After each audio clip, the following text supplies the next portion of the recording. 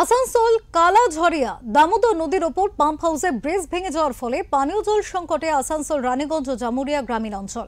বিজেপির অভিযোগ, রাজ্য সরকারের গাফিলতি এবং দামোদর নদ থেকে অবৈধভাবে বালি খননের ফলে ধস নেমে ব্রিজ ভেঙে পড়ে।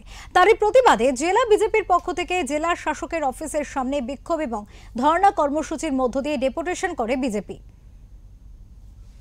বউরের সামনে তো দাঁড়াতে হয়, মায়ের সামনে তো দাঁড়াতে হয়, আয়নার সামনে তো দাঁড়াতে হয়।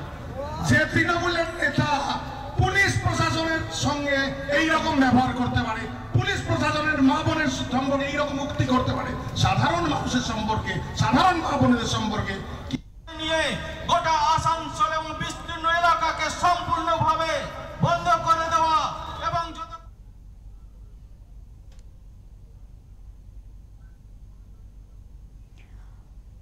HLG মোড় থেকে মিছিল করে এসে জেলা শাসকের কাছে লিখিত অভিযোগ দেন তারা। আর এই কর্মসূচিতে উপস্থিত ছিলেন জেলা সভাপতি দেবতনু ভট্টাচার্য, বিজেপির রাজ্য নেতা কৃষ্ণেন্দু মুখার্জি সহ বিজেপির নেতৃত্ব এবং কর্মীরা।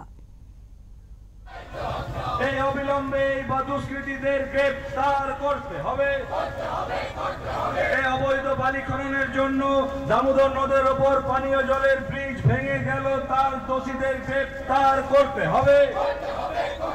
এই বালি চোরের সরকার, এই কয়লা চোরের সরকার, এই তোলাবাজের সরকার, এই কাটমানির সরকার, এই কাটমানির সরকার, এই নারী ধর্ষণকারী সরকার, এই নারী ধর্ষণকারী সরকার, এই জেলা জুড়ে বালি মাফিয়াদের অরাজকতার প্রতি। কালাঝরিয়াতে জলের পাইপ ভেঙে পড়েছে। সেই যে জলের পাইপ ভাঙার ফলে বিস্তীর্ণ এলাকায় জল কষ্ট ভুগে মানুষ, সাধারণ মানুষের স্বার্থে বিজেপি আন্দোলন নেমেছে।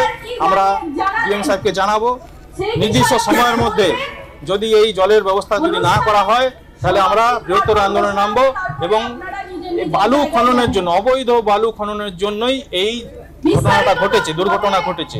সেজন্য এই অবৈধ বালি টোটালি বন্ধ করতে হবে।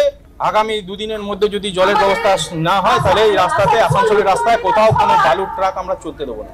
কিন্তু ডিভিসির যে জল ছাড়া, সেটাও একটা দাবি করছে তৃণমূল সবসময় দাবি করবে। তৃণমূল নিজেদের অপদার্থ রাখার জন্য সবসময়তে অন্য কাউকে দাবি করে, সবসময় বিজেপিকে দায়ী করে। কিন্তু সাধারণ মানুষ জেনে গেছে যে তৃণমূলের কথার সারমর্ম কি আছে না আছে। তৃণমূলের একটা অপদার্থ সরকার আমাদের রাজ্যে চলছে, সার্বিকভাবে তারা ব্যর্থ, একটা নৈরাজ্য সৃষ্টি করেছে। সাধারণ মানুষের স্বার্থে পানীয় জলের মতো ব্যবস্থা, সেটার মেনটেনেন্সের জন্য প্রত্যেক বছর যে টাকা কন্ট্রাক্টরদের দিতে হয়, সেই টাকার পর্যন্ত পেমেন্ট হয় না, মেনটেনেন্সের জন্য 1 পয়সা খরচা নেই। সাধারণ মানুষের আন্দোলন করতে রাস্তার উপর দাঁড়িয়ে আপনারা আটকাচ্ছেন। আর যখন অনুব্রত মণ্ডল আপনার মা বউ নিয়ে গালাগালি করছিল,